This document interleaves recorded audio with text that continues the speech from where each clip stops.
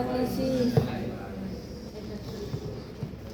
Analyze, langsung ke analyze, langsung dianalisis regresinya. Hah?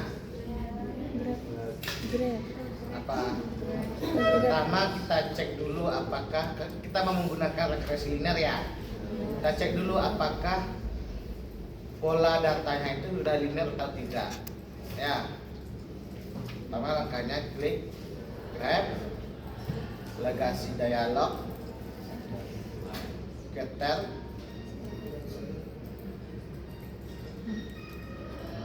yang Y adalah harga jual, luas lahan X, lalu klik OK. Oke ya, ini adalah scatter plot, output dari scatter plot yang kita lakukan, yaitu kita membuat scatter plot antara harga jual dengan luas lahan. Nah, dari scatter plot ini terlihat bahwa titik-titik menyebar membentuk garis linear, ya, membentuk pola linear ya, membentuk pola linear sehingga dapat dikatakan bahwa antara harga jual dan luas lahan memiliki hubungan linear, ya. Itu interpretasinya. Dari scatter plot juga terlihat bahwa hubungan antara luas lahan dengan harga jual. Nah, hubungannya itu positif karena semakin luas lahannya, maka harga jualnya juga semakin tinggi. Nah, kayak gitu nanti ujian ya. Interpretasikan setiap output yang ada. Nah, setelah kita lakukan scatter plot, apa lagi? Syarat kedua itu kan antara variabel X dengan Y-nya itu kan harus saling berkorelasi ya. Nah, korelasi kan sudah terlihat dari scatter plot nih. Berarti kan kalau kita mau menggunakan uji statistik boleh, kalau hanya sampai di sini juga boleh. Kan di sini udah kelihatan korelasinya. Korelasi linear ya, linear positif di sini. Semakin besar luas lahan, maka harga jualnya semakin tinggi. Nah, kalau kalian ingin melakukan uji statistik, silahkan klik di sini correlate ya. Nah, sekarang kita lanjut aja. Kita lakukan regresi linear sederhana terlebih dahulu. Klik linear, dan dependen, masukkan harga jual, luas adalah independennya.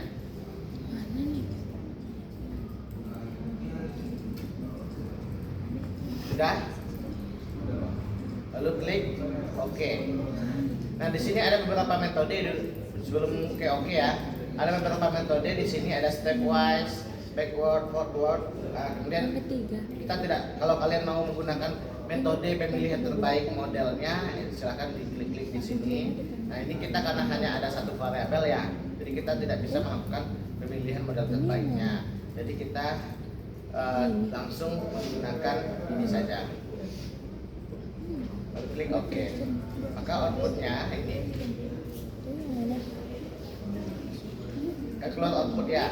Maka langkah selanjutnya itu adalah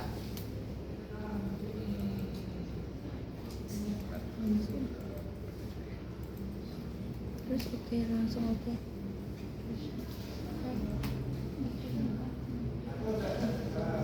Langsung oke.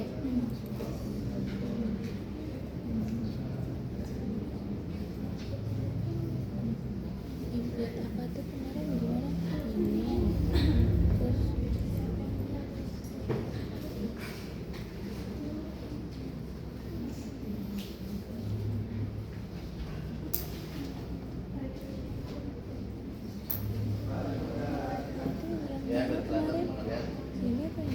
nah, langkah pertama kita buat dulu modelnya ya. Model regresi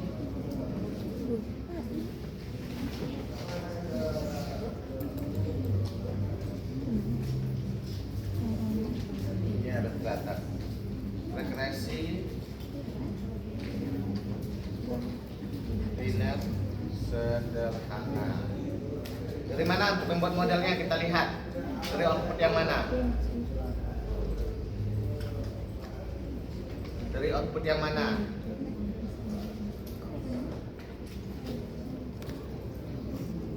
Ya.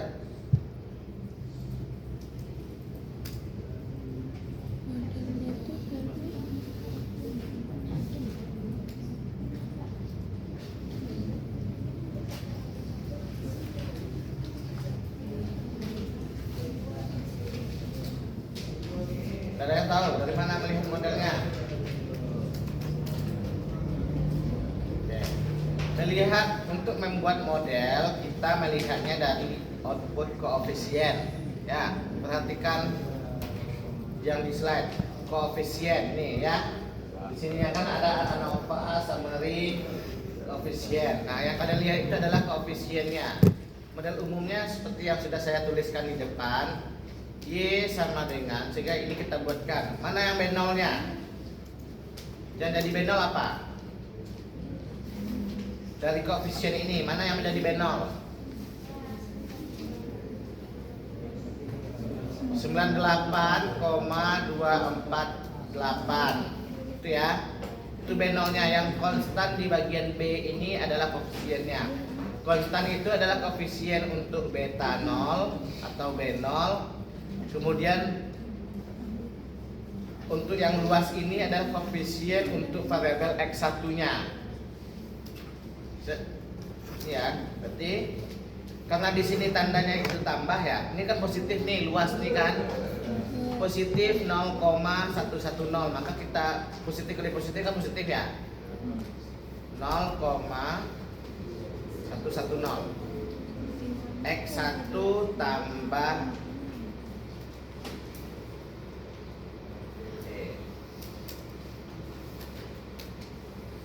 atau cukup sampai di sini aja. Kita kan udah diestimasi ya, berarti ini aja.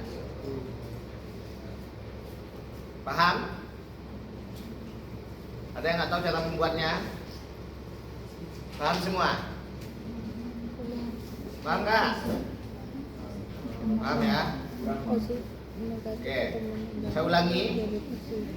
Ini model umum dari regresi linear sederhana. Ya, ingat regresi linear sederhana itu hanya ada 1x dan 1y. Nah, di sini ada beta 0, B1 atau beta 1. Nah, ini kita estimasi dengan menggunakan ordinary least square atau maksimum likelihood, nama metode estimasinya. Kalau di SPSS kan tinggal klik langsung keluar hasilnya ya. Kalau di statistik itu ada metodenya, rumus-rumusnya, sehingga nanti diturunkan sehingga diperoleh ini rumus untuk mendapatkan beta 0 dan beta 1.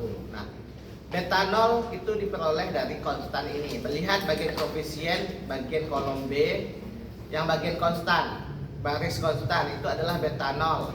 Kemudian baris luas itu adalah beta 1. Tinggal diubah di sini beta 0-nya berapa, B1-nya berapa, sesuai angka-angka yang muncul di SPSS-nya, berarti itu adalah modelnya. Disesuaikan. Ingat, jangan hanya sampai di sini aja. Ada di sini X1. Ya. Kebanyakan mahasiswa buat model itu tidak dibuatnya X1-nya. Ya. Ini adalah model dari regresi linear sederhana. Nah, dari model ini kalian interpretasi, ya. Di sini kan cuma ini aja, apa maknanya? Tahu nggak kalian? Misalkan kalian nih belum belajar, tahu nggak makna ini aja? Y sama dengan 98,248 tambah 0,110 X1. Tahu nggak maknanya? Nggak tahu. Nah, makanya di sini karena kalian sudah belajar statistik, kita akan belajar bagaimana membuat hasil olahan data itu biar mudah dipahami. Dan kita bercerita di sini. Ya, di sini saya di statistik itu kita menceritakan tabel-tabel, ya, output dari analisis datanya, interpretasi ya.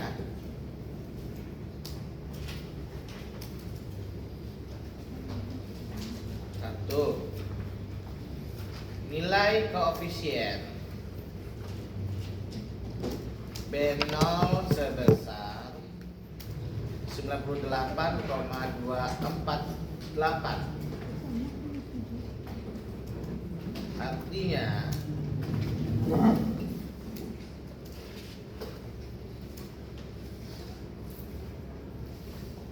jika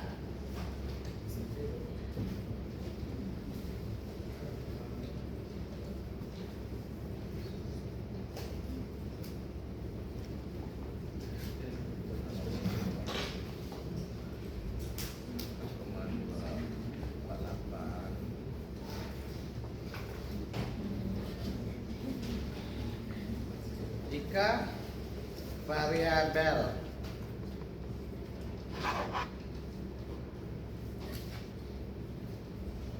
X1 jika luas lahan konstan.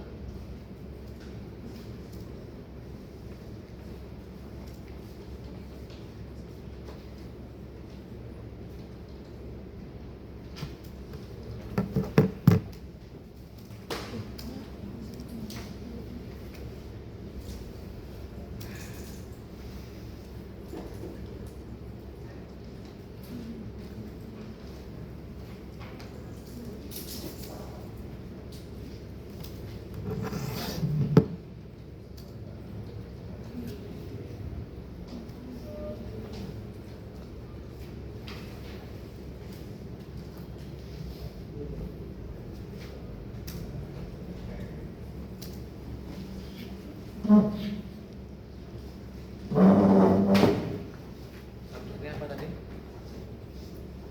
Harga jual kali $1.000 ya, kali $1.000.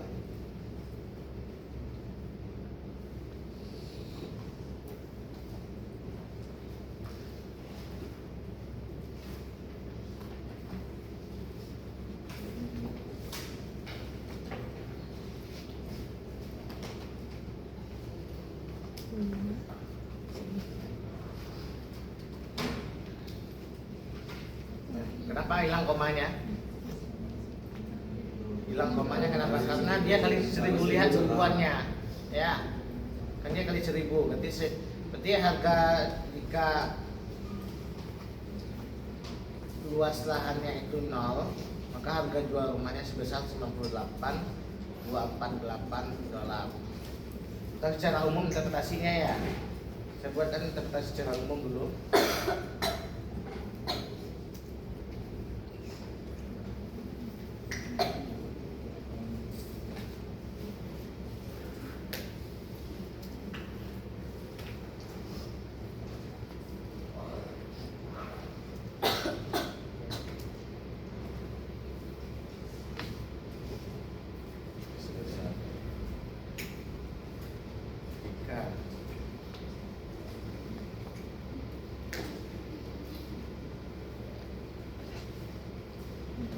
Beta 0 ya, beta 0 sebesar 0.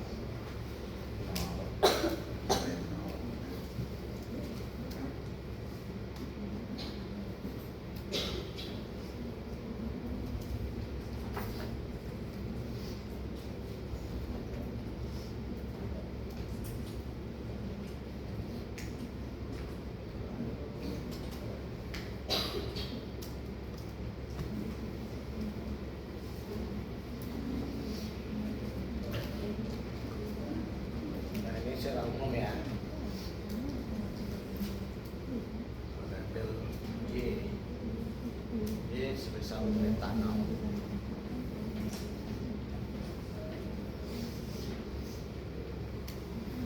Kedua, kita interpretasi ini lagi ya, nilai koefisien beta 1 sama dengan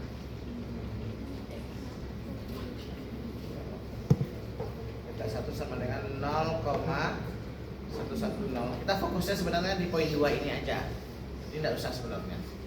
Nilai koefisien beta 1 sebesar ini artinya setiap kenaikan luas lahan luas ya, luas. Ini bukan luas lahan, nah, luas dah. Dia kan rumah, berarti bukan luas. Jika luas sama dengan 0, maka harga jual rumah sebesar ini setiap kenaikan nilai koefisien beta 1 artinya setiap kenaikan luas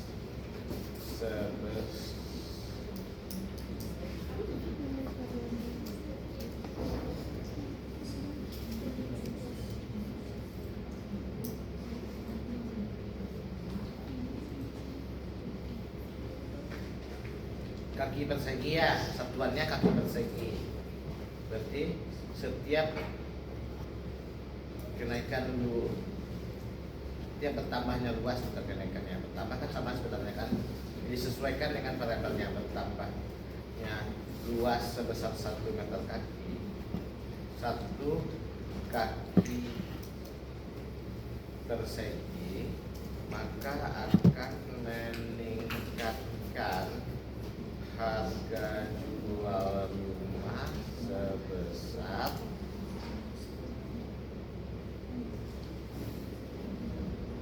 110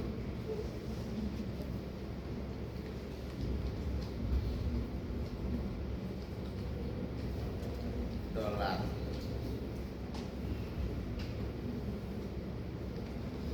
Mana dolarnya? Tahu berapa 110? Tadi kan satuannya sekali kali 1000 ya. Nah itu supaya mengecilkan angkanya.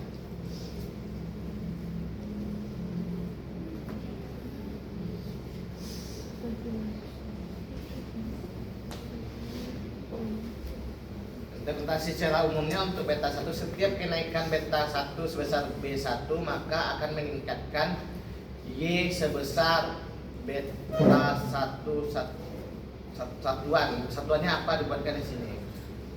Sebesar 1 satuan gitu. Itu tambahnya 2 sebesar 1 kali persegi.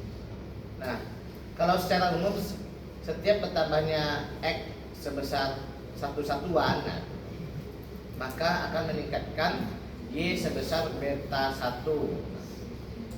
Satuannya kan kaki persegi ya, X-nya. Makanya dibuatkan 1 satuan kan umumnya.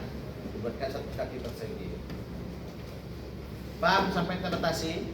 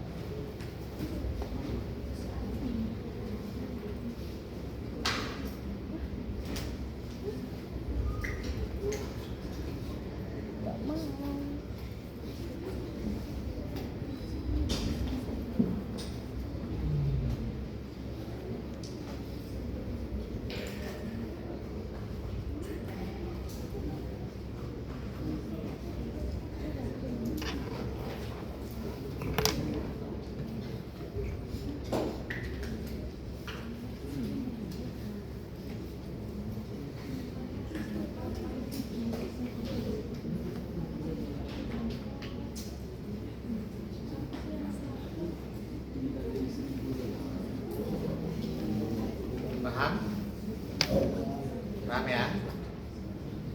Nah nanti di regresi linear berganda juga sama, nanti ada tambahan modelnya di sini. Setelah ini, nah, interpretasinya sama dengan beta 1 ini. Tinggal disesuaikan berapa angkanya, variabelnya apa. Oke, ini untuk interpretasi. Kemudian kita lanjutkan ke setelah model kita buat uji hipotesis ya. Hipotesis 1 uji T ya, atau uji parsial.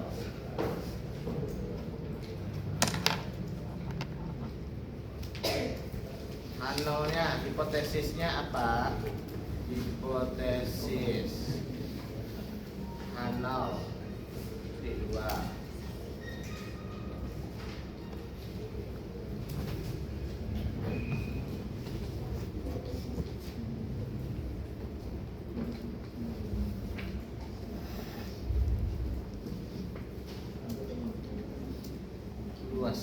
Luas berpengaruh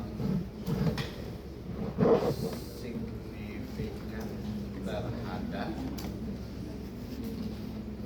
harga jual rumah. H1-nya luas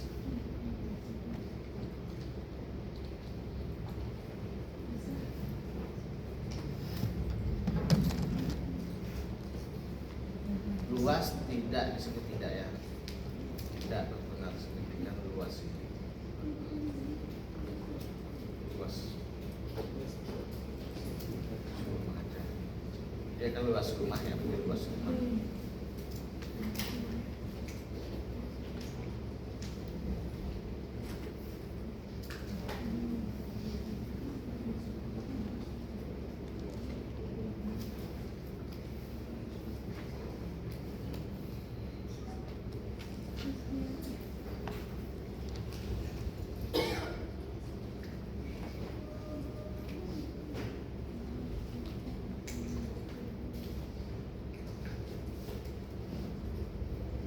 Hipotesisnya nanti uji T, nanti kalian deskripsinya itu ada hipotesisnya apa, kriterianya apa.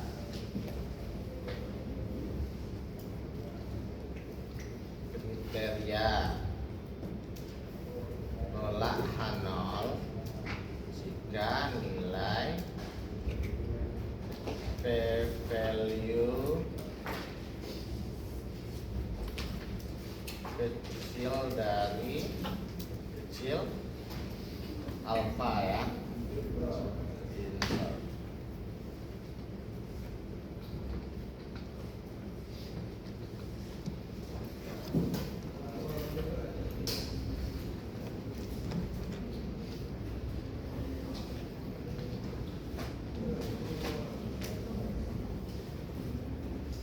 Sudah?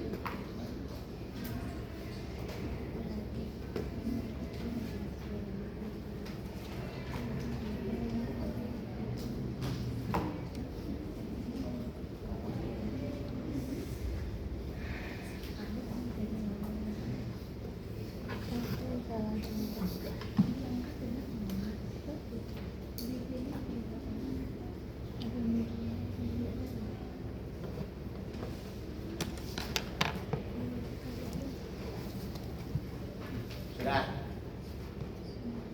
Sudah ya? Setelah H0 kita nilai p-value muncul dari alfa. Kriterianya, sekarang kita lihat di sini. Dari mana kita bisa melihatnya? Ada yang tahu? Dari tabel koefisien ini ya. Selain uji T itu dari tabel koefisien.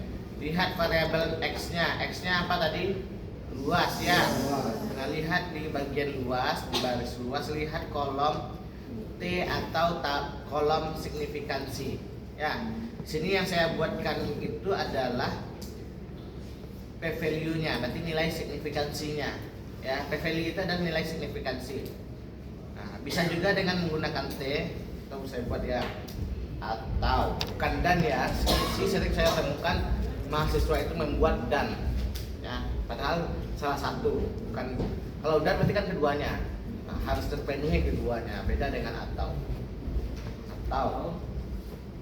mutlak, tanda mutlak. mutlak garis biru.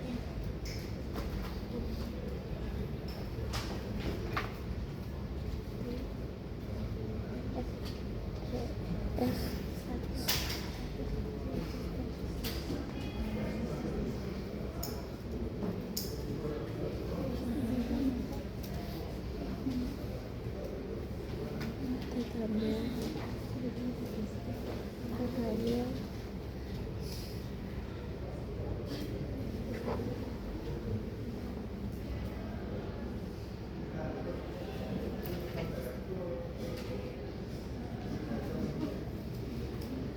Biasanya T hitung sama dengan T statistik ya. Kita pakai T hitung aja.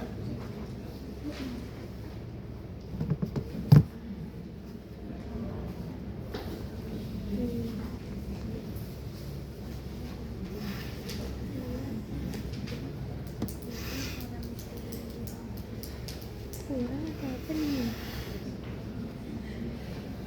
Pak, nggak nampak Pak.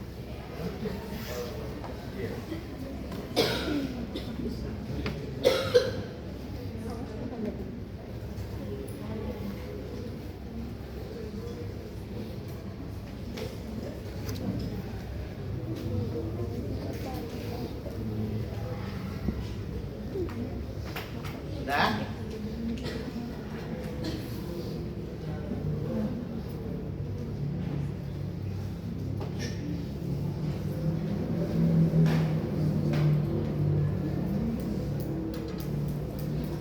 Nah, sekarang dilihat nih. Misalkan saya mau menggunakan nilai kriteria yang p-value ini. Berarti yang saya lihat adalah nilai sig-nya. Nilai sig ya. Berarti kita bandingkan dengan alfa. Misalkan dengan menggunakan alfa,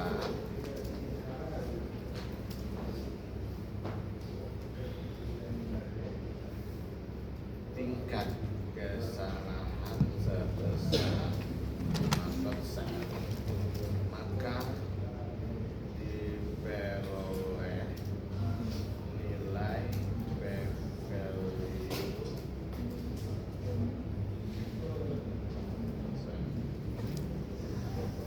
dengan menggunakan tingkat kesalahan sebesar 5% dari output SPSS nilai p-value sama dengan 0,010. Nah, ini dengan ya alfa ini kita yang menetapkan ya. Maka kita sudah belajar nih alfa ini boleh berapa aja? Berapa aja? 0,05, 0,01, 0,10, 0,15 tergantung kepada peneliti ya. Tergantung kasusnya juga apa, apakah di bidang kesehatan atau sosial ataukah di penelitian yang tingkat kesalahan pengumpulan datanya itu besar, berarti besar 3 alfanya kita buat. Jadi peneliti yang tahu ya. Nah, di sini karena kita sudah punya data tadi, kita bisa melihat nilai signifikansinya. Dari output SPSS ini nilai signifikansi untuk luas itu 0,010. Nah, sekarang mana yang lebih besar? Alfa, tingkat kesalahan ini alfa ya. Iya. Nah, dalam skripsi biasanya dalam seminar proposal atau sidang sering ditanyakan alfa itu apa? Nah, mereka mahasiswa tidak bisa menjawab. Ya. Dia menggunakan tingkat kesalahannya 0,05. Misalkan yang sering terjadi dalam pengambilan sampel ya, dengan menggunakan rumus Lemeshow atau Slovin juga dengan menggunakan alfanya 0,05, tetapi tingkat kebenaran yang digunakannya itu 0,90. Berarti kan beda antara alfa dengan tingkat kebenaran dia totalnya 100 harusnya. Kan tingkat kesalahan dengan tingkat kebenaran kan. Kesalahannya 8% berarti tingkat kepercayaannya 95% harusnya, bukan 90%. Itu ya. Nah, ini mana yang lebih besar?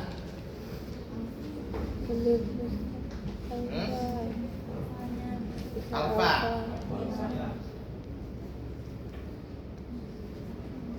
Alfa.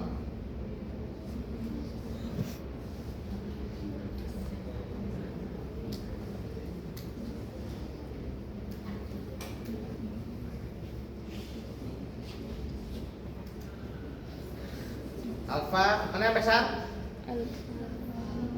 Alfa. Ya. Oke. Semuanya alfa. Ya. Ya.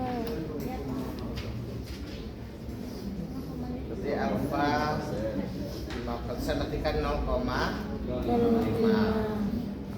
P value 0,01 berarti kan P value kecil dari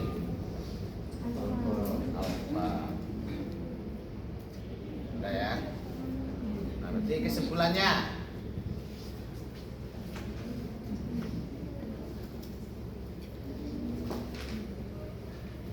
apa kesimpulannya kalau P value kecil dari alfa?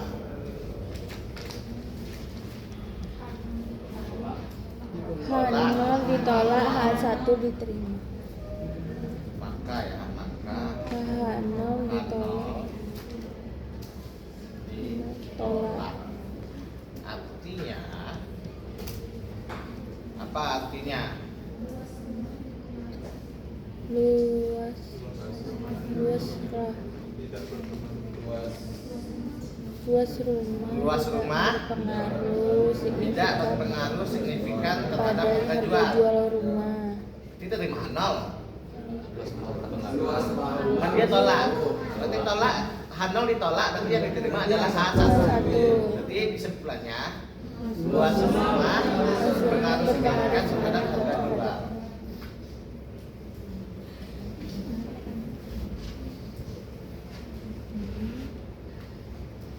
Nah, ini.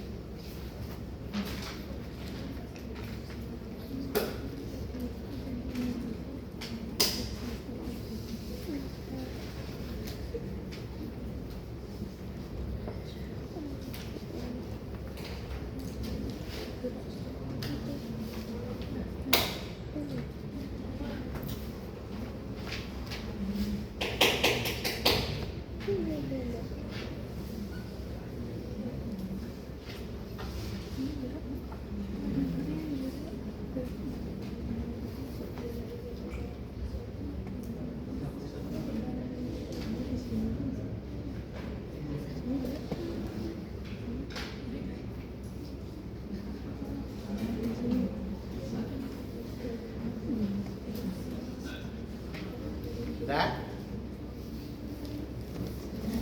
Sudah. Nah, ingat di uji hipotesis untuk regresi linear sederhana itu cuma uji T aja ya. Uji F bagaimana? Uji F boleh dilakukan tapi tidak wajib.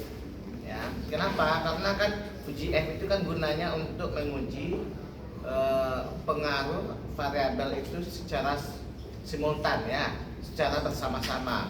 Nah, secara bersama-sama hanya bisa kita lakukan jika lebih dari satu X-nya. Nah, apakah kenapa di SPSS dimunculkan juga?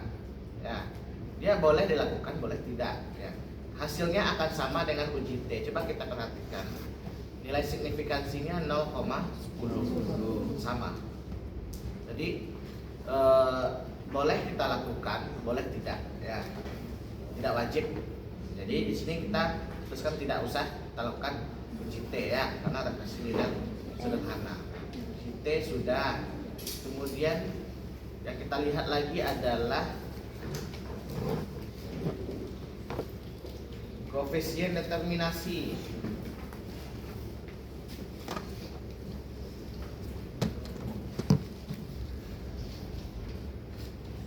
Nah, koefisien determinasi kita melihatnya dari mana?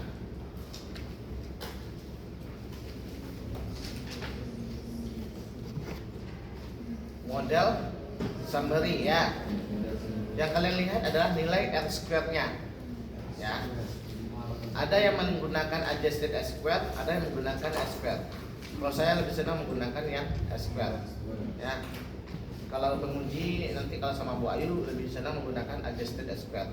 Nah, kapan menggunakan adjusted S square dan kapan menggunakan S square?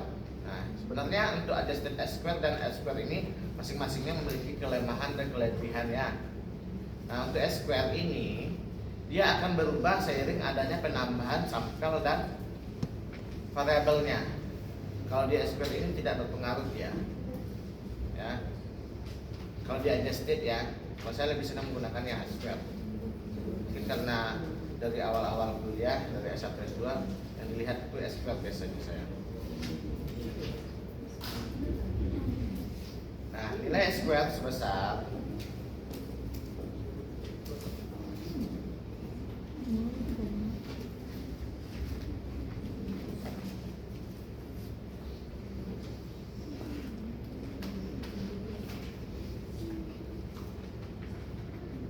0,581 atau 58,1% ya. 1%. Artinya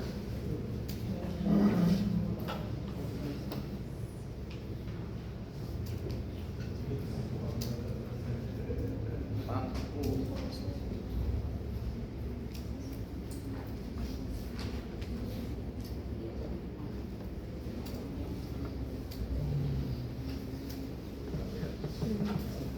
sebesar 58,1%.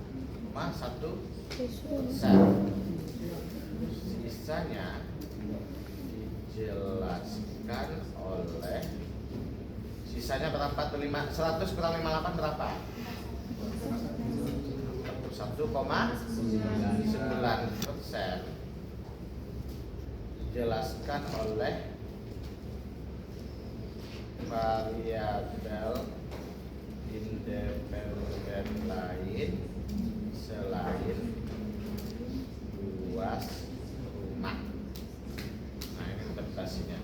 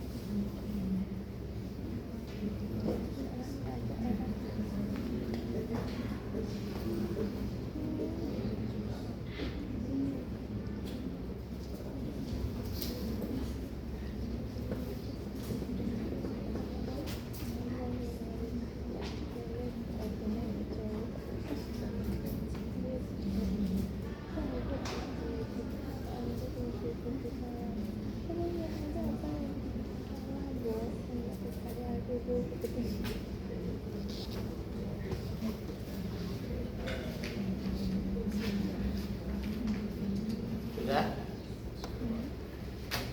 Yang sekarang kita masuk ke uji asumsi klasik.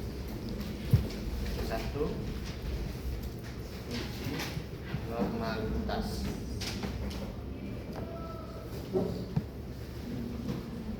Nanti ini kita bahas juga di bagian frekuensi nilai berganda ya, teman. Karena sudah dibahas di sini, jadi tidak perlu Pak jelaskan lagi nanti.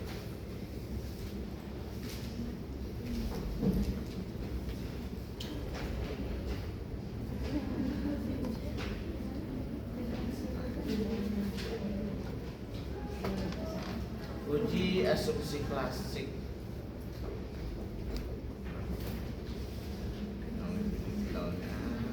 Nah, ini. Pertama linearitas ya. Pertama linearitas.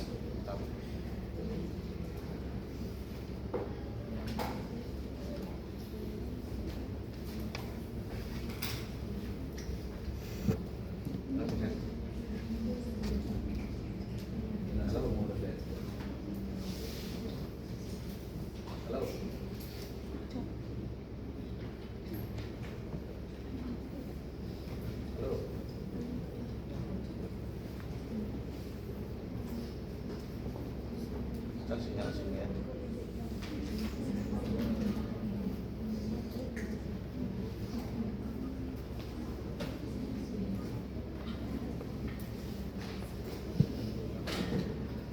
Nah, jadi ini asumsinya ya. Linearitas tadi kan udah kita cek ya, karena kita menggunakan regresi linear. Error identik ini ya, kita lihat ini dulu aja. Nah, langsung.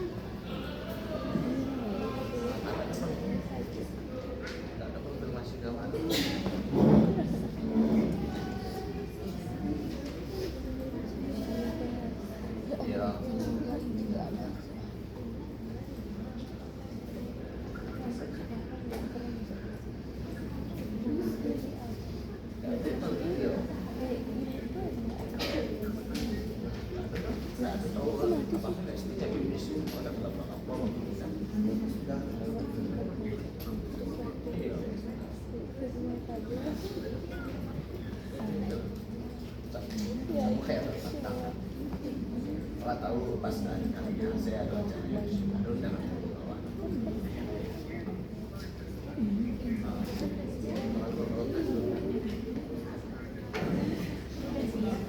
Hujan pas. Satu lagi.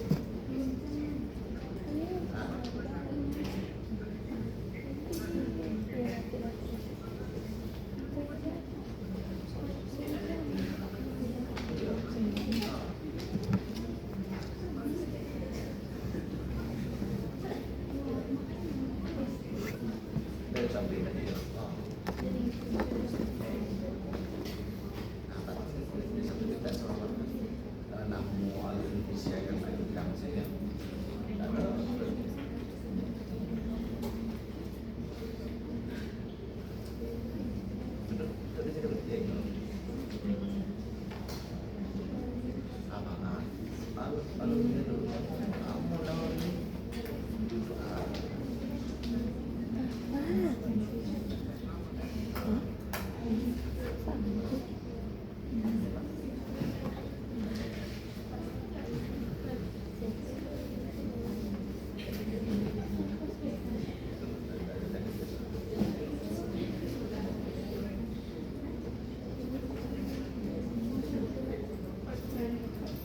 Ini punya siapa ya? Aku lupa.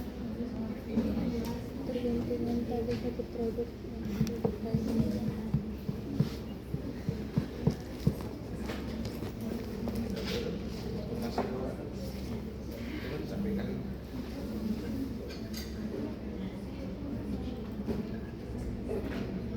Bagaimana koordinasi ke WB1 kan?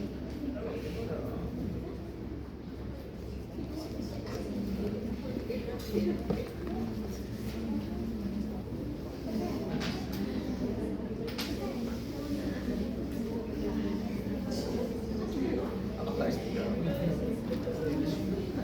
Kita tidak undang. Kita ada undang.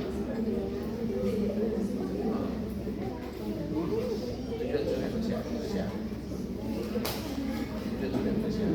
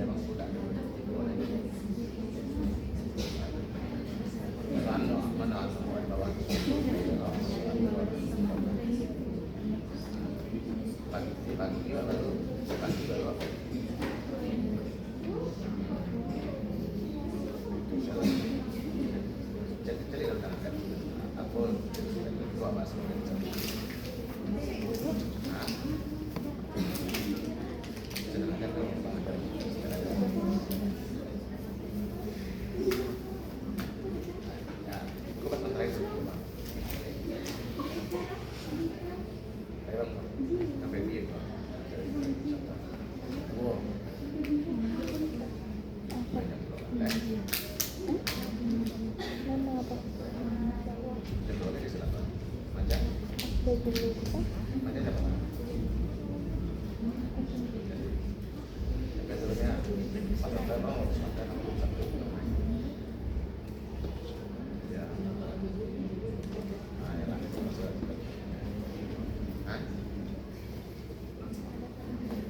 Tapi CKSD ada Indonesia itu ada dia bilang mau beliau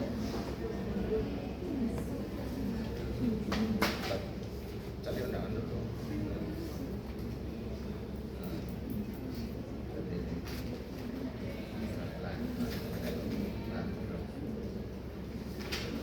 Oke ya. Ada anggota Remas ini? Ada. Undangan untuk sekretaris Fabi ada? Sudah sampai. Ada undangan sekretaris prodi? Atau cuma kita prodi aja? Makanya, soalnya kami nggak ada tahu satu pun. Pak Rahmat nanya tuh.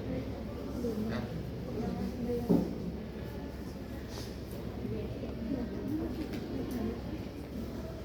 Nonton kemarin kayak gitu juga. Kita yang Eksya tahun kemarin itu dapat tahunya itu pada hari H pagi, orang udah kumpul di sini kan, tahun kemarin di sini kan, di sini kan.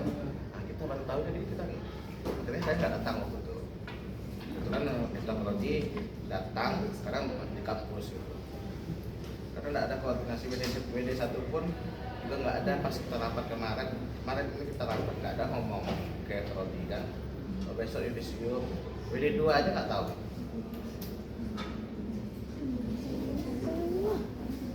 Berarti koordinasi ya Pak ya nanti ya. Kalau katanya cuma kita prodi aja undangan yang ada. Oke ya, kita lanjutkan uji normalitas. Uji normalitas ini kita bisa kita deteksi dari PP plot ya. Kita buatkan di sini aja. Bisa dideteksi dari PP plot.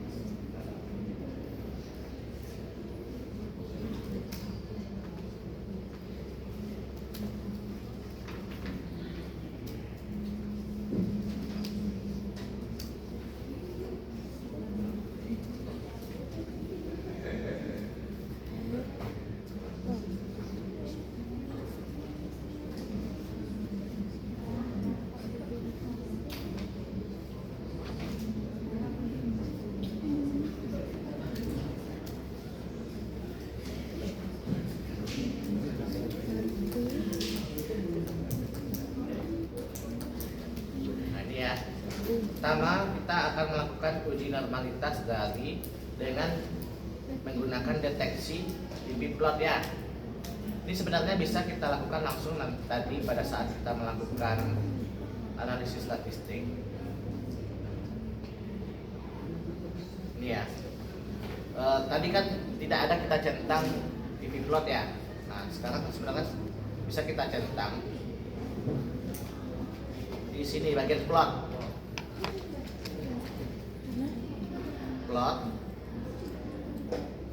Nah, bisa dicentang di sini. Y ini masukkan Z resid,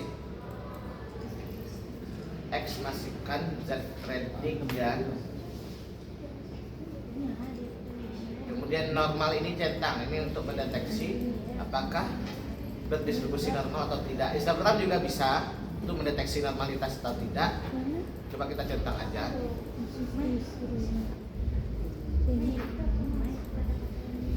Sudah?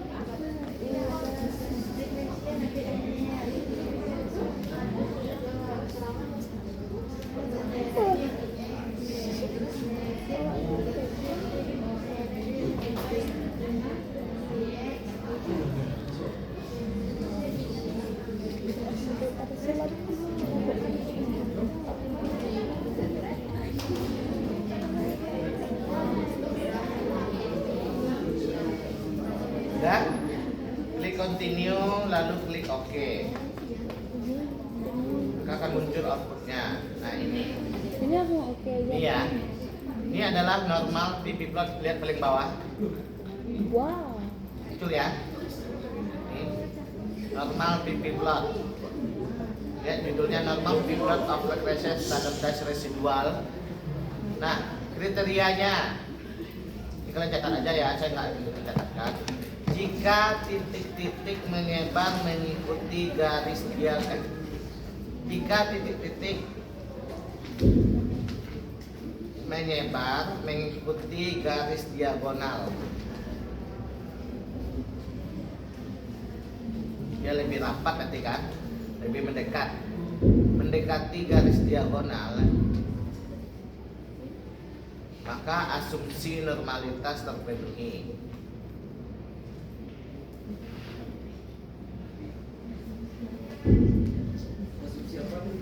Normalitas residual terpenuhi.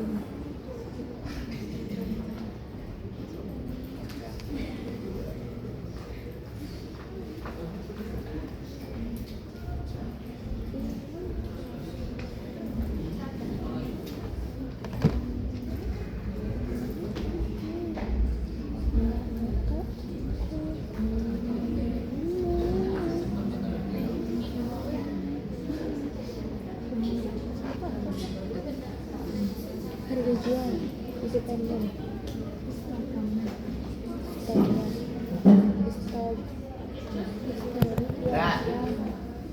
Nah, selain dari normal PP plot, kita bisa juga melihatnya itu dari histogram. Nah, histogram ini bisa kita melihatnya jika dia membentuk lonceng. Ya, membentuk lonceng maka asumsi normalitas terpenuhi. Nah, kira-kira dari visual ini, dari sini, dari PP plot ini, apakah normal atau tidak residualnya? Nah, bisa kita melihat kalau secara visual itu kan beda-beda bahasa kita ya. Nah, titik-titik dia mengikuti garis ini. Betul, dia ada beberapa titik yang dekat dengan garisnya, namun ada dua ini yang jauh. Ya, ini bisa menyebabkan adanya residual yang tidak normal. Nah, secara kasat mata, bisa kita bilang normal, cuman kita nggak tahu pastinya. Nah, untuk memastikan kita bisa menggunakan uji statistik ya. Uji statistik itu dengan menggunakan kolmograf Smirnov misalnya. Berarti yang dilihat apa? Residual ya. Kalau asumsi residualnya yang kita lihat, kalau semua asumsi klasik itu residual yang kita lihat, yang kita uji, kecuali multikolinearitas. Nah, langkahnya masih di regresi tadi ya. Ini saya kasih tahu ini supaya langkah cepat yang pernah kita lakukan. Nah, klik aja, berarti kita tadi silinder ya, semuanya ada di sini langsung.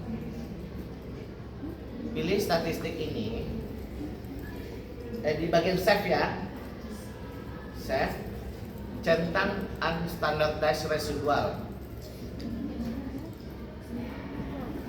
Unstandardized residual sudah, lalu continue. Lalu klik OK. Nah, ini dia unstandardized residual. Dia akan di bagian sini. Kita tambahan satu nih kolomnya. Ada muncul semua? Nah, jadi yang kita uji ini adalah residualnya, bukan datanya. Ingat ya. Makanya dimunculkan terlebih dahulu residualnya. Oke, kita lakukan uji normalitas. Kita lihat ini dulu.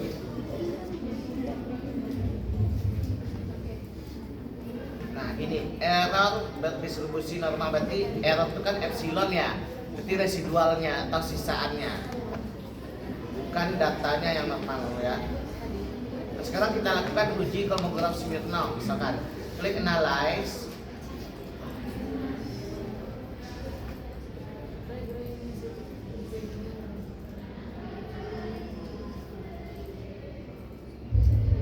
non parametric test sudah, legasi dialog, lalu one sample Kolmogorov Smirnov KS nih ya, sudah.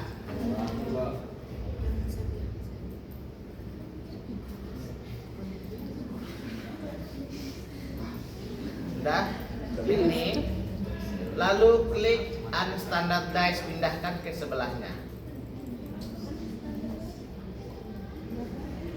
Ini ya, sudah. Nah, di sini ada beberapa pilihan. Kita mau menguji distribusinya apa? Apakah normal, apakah Poisson, apakah uniform, apakah eksponensial. Nah, ini sesuai kebutuhan kita. Karena kita ingin menguji apakah berdistribusi normal atau tidak, maka kita centang normal. Lalu klik OK, maka akan muncul di sini yang Kolmogorov Smirnov ini. Ini ya, ini outputnya. Nah ternyata setelah kita pastikan dengan menggunakan uji statistik, kita bisa melihatnya itu dari asimsik ini. Ya, asimsik. Kriterianya apa? Nah, tolak H0 jika nilai p-value-nya besar dari alfa. Kalau tadi kan kecil tolak H0-nya ya. Kalau di Kolmogorov Smirnov ini tolak H0-nya itu jika besar dari alfa. Nah, asimsik tutile ini yang kalian lihat. Nah, di sini berapa nilainya? 0,200 ya. Berarti kan ini besar atau kecil? Dari alfa 0,05. Besar. Berarti kalau besar, berarti asumsi normalitas sudah terpenuhi. Berarti residualnya sudah berdistribusi normal. Itu ya. Paham semua? Paham. Oke. Ini untuk uji normalitas. Kemudian uji kedua,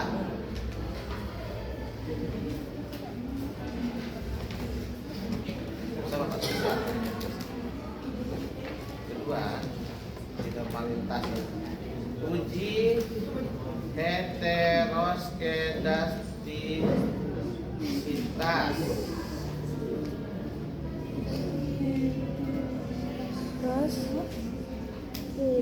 Bisa dideteksi dengan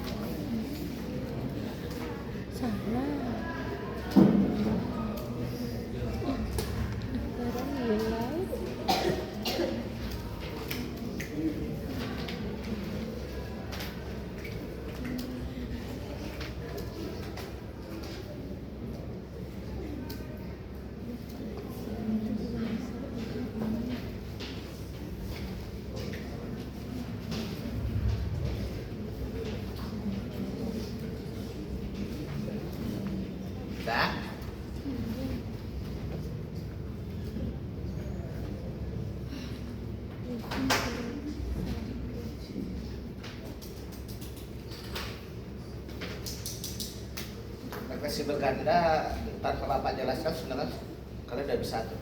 Dari model kan modelnya udah.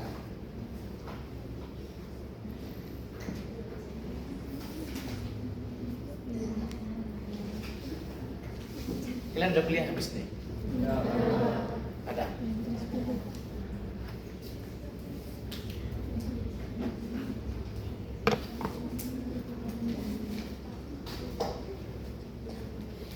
Nah, Pak jelaskan ya. Nah, tadi kalian sudah melakukan uji ya. Ini, kita perhatikan ini.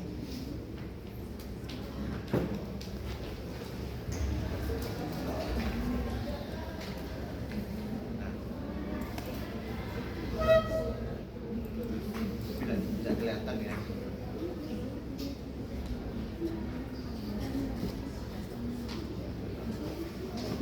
Nah, ini. Kalau dengan grafik kita bisa melihatnya itu dari scatter plot antara nilai residual dengan nilai prediksinya. Nilai residual itu adalah yang kita keluarkan tadi nilai residualnya. Kalau kalian mau munculkan nilai prediksi juga boleh. Ini prediksi ini diperoleh dari model yang kita peroleh tadi.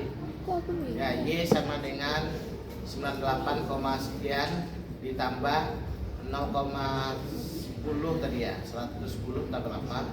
Dikali X, X nya kan luas dan nanti diperoleh nilai prediksi. Nilai itu yang kita lakukan untuk memplot heteroskedastisitasnya. Nah, di sini dilihat kriterianya. Kalau kalian menggunakan grafik, jika titik-titik menyebar secara acak maka asumsi heteroskedastisitas sudah terpenuhi. Ya, titik-titik menyebar secara acak berarti heteroskedastisitas sudah terpenuhi. Heteroskedastisitas ya. Agak susah menyebutnya. Nah, jika dia membentuk pola corong atau trompet, maka asumsi ini tidak terpenuhi. Jadi intinya kalian melihat aja apakah dia sudah acak atau belum. Ada bentuk corong nggak?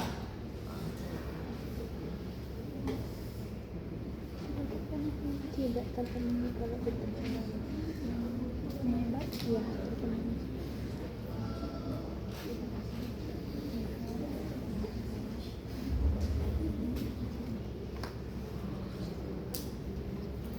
Sudah? Nah, kemudian dari yang kedua, uji yang kedua, kalian bisa menggunakan uji Gleitzer ya. Misalkan Bapak ajarkan di sini uji Gleitzer itu kita meregresikan, berarti Y-nya itu diregresikan biasanya data Y ya. Y-nya itu adalah nilai mutlak dari residualnya. Nah ya, berarti kan kita residual kan udah muncul nih. Berarti tinggal kita mutlakkan. Ambil di data, maaf, di transform ini hitung variabel ya. Ini yang paling atas. Target kita mau membuat di mana?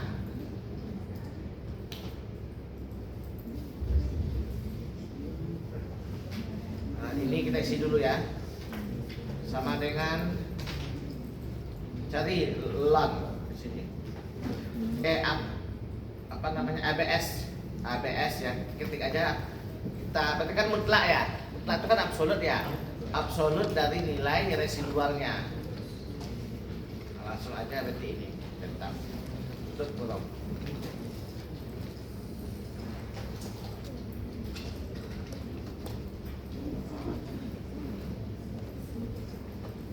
Di target variabel tulis aja ABS, nilai absolutnya.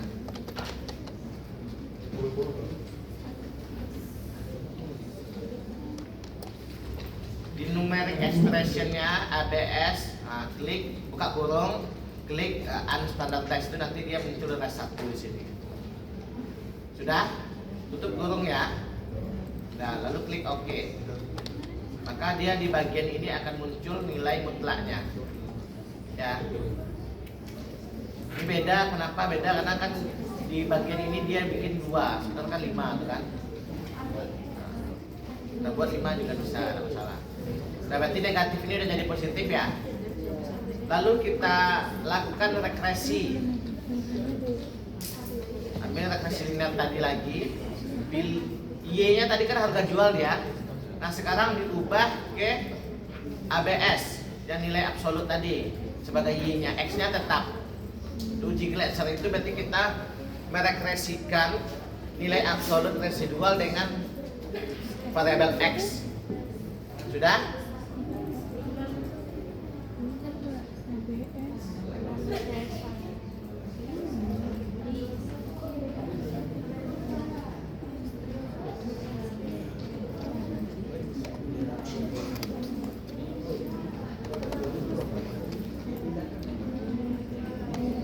Lalu klik OK bagi yang sudah. Nah, maka akan muncul di paling bawah itu, kita lihat di bagian koefisiennya. Nah, ini. Atau dari F ini juga bisa dilihat masing-masing variabel X-nya, nilai sigma. Kalau besar dari alfa berarti asumsi heteroskedastisitas sudah terpenuhi. Ya. Berarti tidak ada kasus heteroskedastisitas.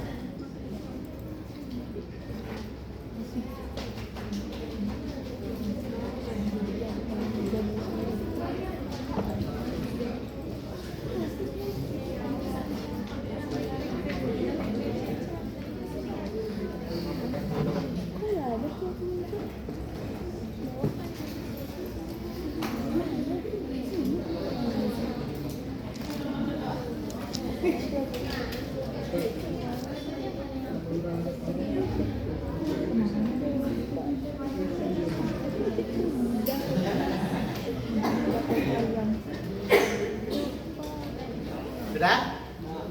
Nah lihat, tadi kan kecil yang kita harapkan ya. Kalau sekarang kita harapkan itu yang besar dari alfa.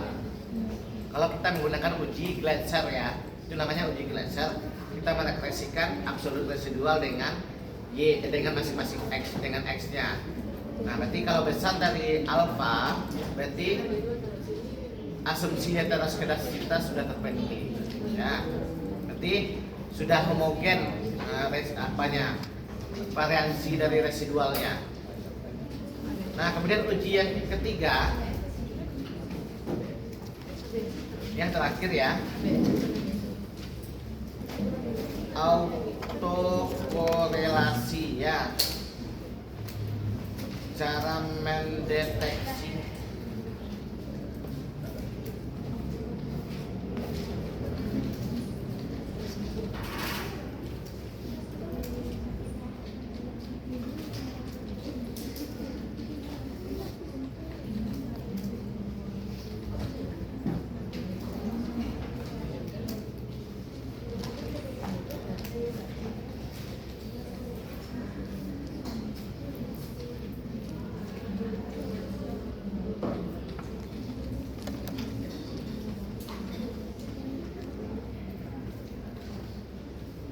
Sudah?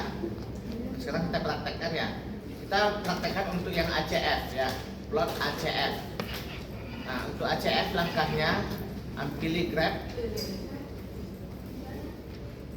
Oh di sini tidak bisa kayaknya plot ACF. Ini tab yang bisa ya. Tidak ada plot ACF.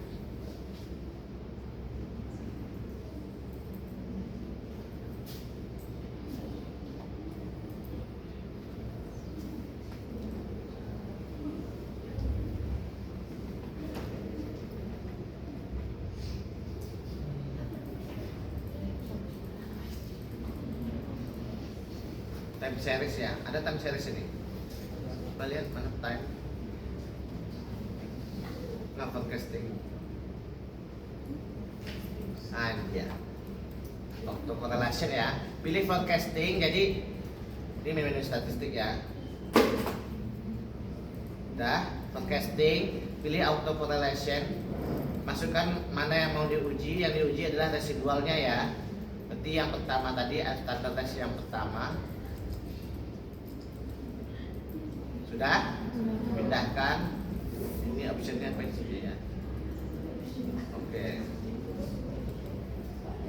Ini bisa diubah. Kita mau lag berapa? Bisa diubah. Klik OK.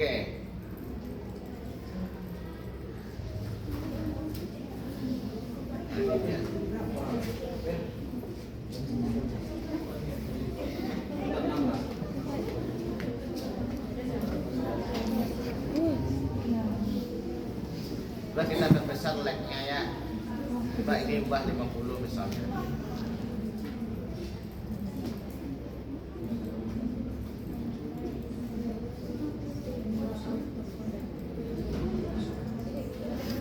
Nah, kalau secara visual ini ya, kita terlihat dia dikatakan menu asumsi jika batang-batangnya ini tidak ada yang keluar dari batas atas dan batas bawahnya.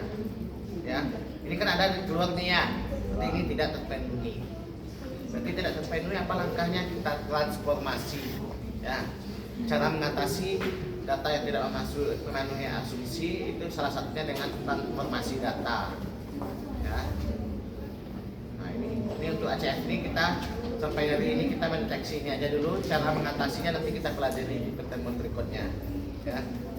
Mungkin materi yang akan saya jelaskan kemarin itu mungkin ada beberapa yang kita buang ya. Kita utamakan ini dulu yang berguna di skripsinya. Ya. Karena untuk mengatasi ini penting, mahasiswa sering mengalami kendala cara mengatasi, Pak datanya nggak nampak, Pak gimana caranya, Pak datanya asumsi heteronya nggak terpenuhi, gimana caranya. Jadi ini kita ambil aja satu pertemuan nanti ya. Oke, untuk hari ini bisa dipahami ya. Nah, silakan keluar dengan ini gelap, Pak.